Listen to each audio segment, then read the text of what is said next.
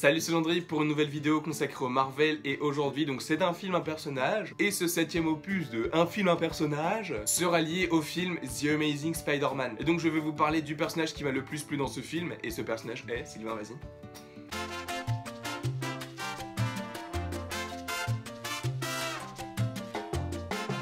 Gwen Stacy. Je vais peut-être en décevoir plus d'un, mais le Spider-Man d'Andrew Garfield, je l'ai trouvé médiocre. Le seul truc intelligent que j'ai trouvé dans le personnage, c'est le fait que la toile ne sorte pas directement de son bras, comme ça a pu l'être avec Tobey Maguire. Mais sinon, le reste, je ne le trouve pas intéressant. Et étant donné qu'il n'y a pas énormément de personnages dans ce film, bah j'ai dû me rabattre sur Gwen Stacy, qui n'est pas un personnage que j'affectionne non plus. Alors pourquoi est-ce que j'ai choisi Gwen Stacy par dépit? Bah parce que ça nous change de Mary Jane. Vous savez, la rousse qui arrête pas de crier quand elle tombe d'un toit?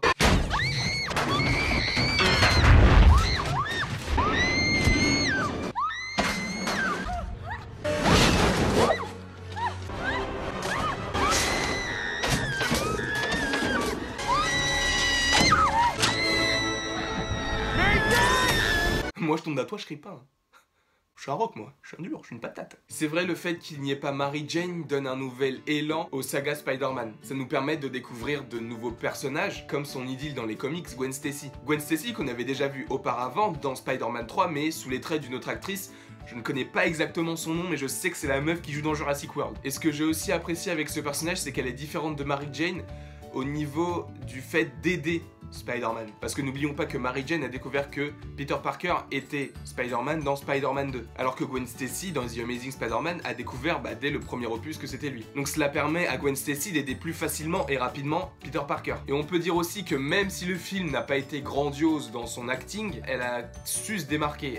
Je trouve qu'elle joue très bien. Elle a d'ailleurs reçu un Oscar pour La La Land. Enfin, j'ai pas vu le film, mais apparemment c'est bien. Donc voilà pour ce personnage, elle est fraîche, elle apporte un élan de nouveauté, elle est très très belle. Elle joue bien. Alors pourquoi un personnage comme elle ne fait pas remonter le niveau du film? Bah tout simplement parce que le film part de base de très bas. J'ai pas grand chose à dire d'autre, honnêtement. Je voyais pas autre chose à dire parce que le film n'a pas marqué plus que ça et vu que j'essaye de faire un film à personnage sur tous les films, il aurait fallu que de toute façon je passe par ce film et je préfère le faire le plus rapidement possible. Comme ça c'est fait. Et vous, c'est à vous de choisir quel a été le personnage que vous avez préféré dans le film.